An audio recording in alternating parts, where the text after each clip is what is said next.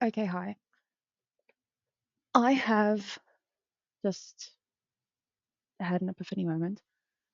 My mother-in-law apparently says that whenever she has like one of her bright ideas, because she and I are very similar in that regard, we always have these like really bright ideas. Like, oh my word, I had this awesome, fantastic, what do you think? So she's like, she had an epiphany. I mean, she says that her husband knows immediately, like, you're gonna have to do some work, yo. Anyway, um, yeah. So our epiphany moment now. I have oftentimes been in the firing line of um let's go with a in the moment mentally unstable client. And I try my best to understand exactly where everyone comes from because I believe that it's not my job on this planet to be judge, jury, and executioner. Okay. And you know what? I'll be the only person who thinks like that. And I mean, there are many times where I am, but I try my best. But I understand why clients, sorry, I just dusted my table. I understand, sorry, I understand why clients react the way that they react. I don't think that it's acceptable. I don't think that it's appropriate. I think that you need to handle the situation with care because you are the adult. But the problem comes in is that you are also extremely offsetting. You don't allow honesty because you believe that when I criticize the situation, I'm criticizing you. And it's like, but I'm not. Like, your kid is great. Why do you think I spend so much time with them? Because I don't like them. No, no, I like them. That is why I spend time with them. Because if there's an awful child, I'm not going to take them on as a client, especially not anymore. I used to, yes, but I mean, it's not the kid's fault if the parent doesn't know how to parent. And maybe the kid, maybe I can just tell them something, give them some voice, some word of reason and wisdom or something, okay, just to help them through. Okay, this is how you get out. But I hate working with contracts like that. And unfortunately, a lot of contracts are definitely like that. And sometimes it's very slow to build up. And I'm not that type of person. I'm the type of person who's like, okay, cool. I need to know exactly how do I say it? I need to know exactly what I can and cannot say to you. Okay, what are my boundaries? Because we don't have a long time, and you playing these games is affecting your kid. And like you came to me because you wanted me to help you with your child, and your child desperately needs my help. I'm not the bad influence. I'm just saying, okay? Okay, I drop a few F bombs every so often. I'm sorry, okay? I'm also a goddamn adult. And I'm working with children who, behind your back, sway more than what you do. Well, I mean, definitely more than I do.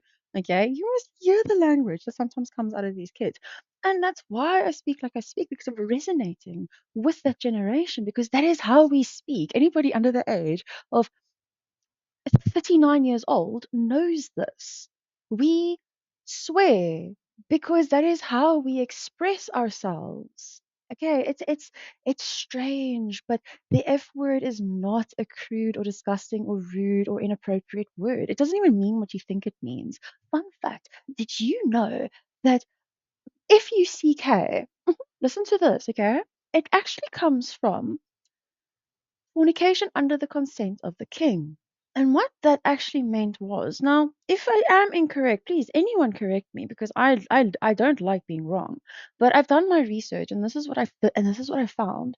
So fornication under the consent of the king is actually wait, I'm gonna record.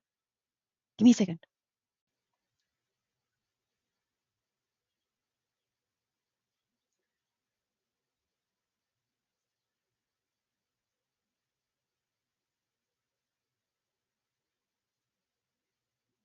Yeah.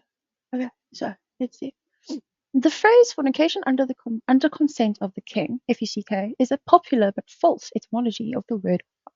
It's widely circulated urban legend claiming that the word originated as an acronym for the supposed royal decree in England where couples needed the king's permission to have sex. This is not true.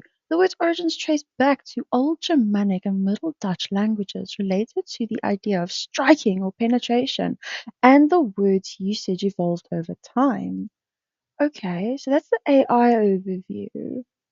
But let's see.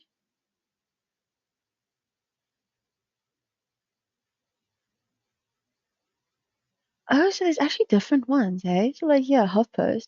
The origin story for fuck is that it comes from when sex was outlawed unless it was permitted explicitly by the king. Okay, so basically what I'm hearing is that there's actually three different ways of understanding this. FECK could have been. I mean, please, who was there? So like, I believe there's evidence that yeah, okay, my dude, but like there could also have been other competing truths. Just because that's the dominant one that was passed down through a verbal storytelling, right? So, so the one is basically that the king would actually I feel so sorry for people when I do this. I go off on tangents. I don't care. It's interesting, and I like talking and spending time with people. And if that's a son, then shoot me. It is what it is. So the king, on the wedding night, the king would be allowed to have sex with the bride, so that he could pass on his seed, etc., etc. And that was one of the things. The other one, yeah, is that it was outlawed unless it was permitted explicitly by the king. And that's why, to me as well, I always have this thing of like the um um um um um the law, for example. When I got married to my husband, it was just a piece of paper that we signed, a contract that we signed with the state. We were married way before that, because we were just like, okay, like a wedding is going to cost us a lot of money, and we don't want to do a big wedding. I mean, I would have been very happy just like going to a McDonald's with the pastor and just being like, okay, cool, awesome. Like, I don't care. Like, let's go to a beautiful garden and it's just you, me, and a couple of our friends or family or whatever, and we just go there. I would have been happy with that.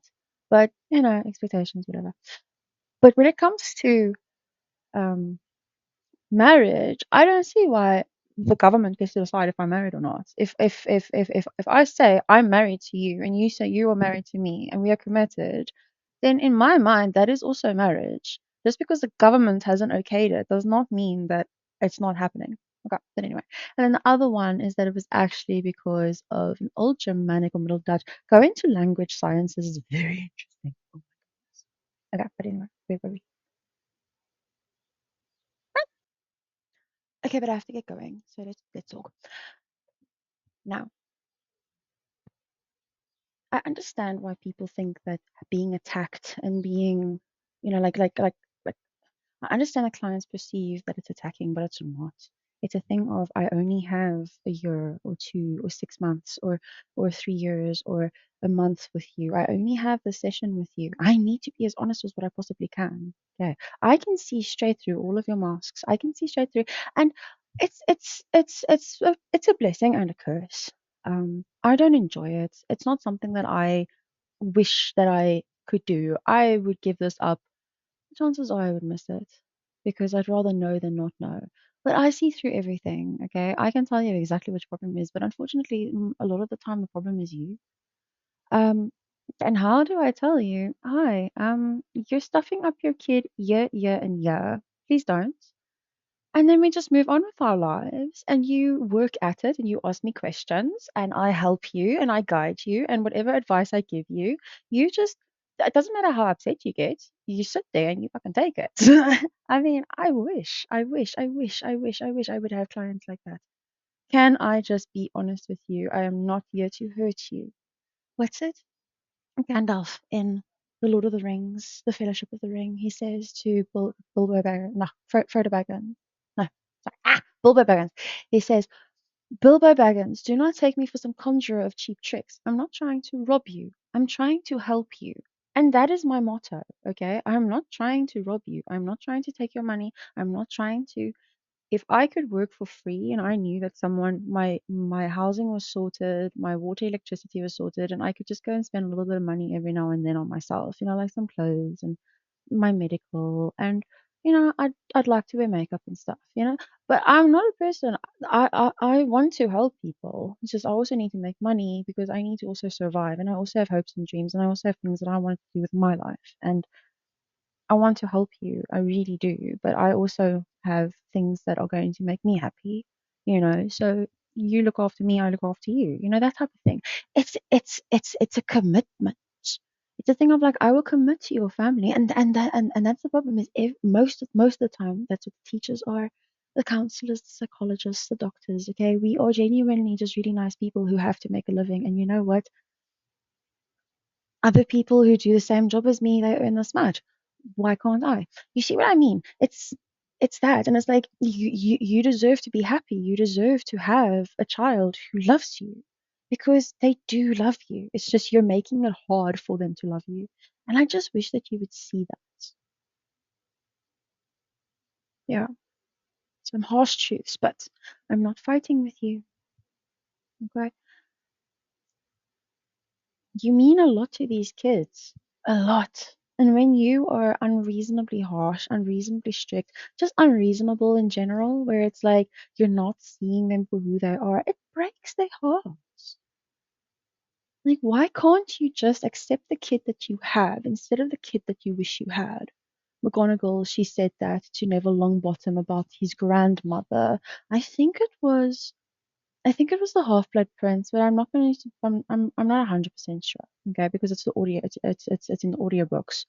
Oh, I lived on those things on repeat when my mom and my dad died. I genuinely for 6 months just had Stephen Fry in my head, just talking and just on and on and on and on. And if he had the Lord of the Rings, I would have listened to that as well. But that was the only fantasy one that he had that was for free, and I was like, anyway, I lived on repeat in my brain. Hey, that was such a horrible time in my life. But anyway. And that's the thing. I want to be honest with you. I want to have a relationship with you, and I want you to want to have a relationship with me because this throwing pearls before swine constantly. You people serious, you know. And that's just one thing that I just wish that you knew, that you understood. I wish that you understood that not everybody is out to get you. I mean, everybody is out to get you, but then someone like myself comes along and it's like genuine. We can have a fantastic relationship. I promise you. I'm very slow to warm up, so don't expect a friendship from me while I'm in your employment. But afterwards, I wouldn't mind like coming to the wedding, like spending time with the family. It's always very weird transitioning from client to friendship. It takes a number of years, but it's a strange thing, but it's nice because it doesn't happen that often, and I really do feel appreciated when it does happen like that. It's nice. But anyway, yeah, I have to go work. Thank you so much for listening to me. Anyway, bye. Check this out.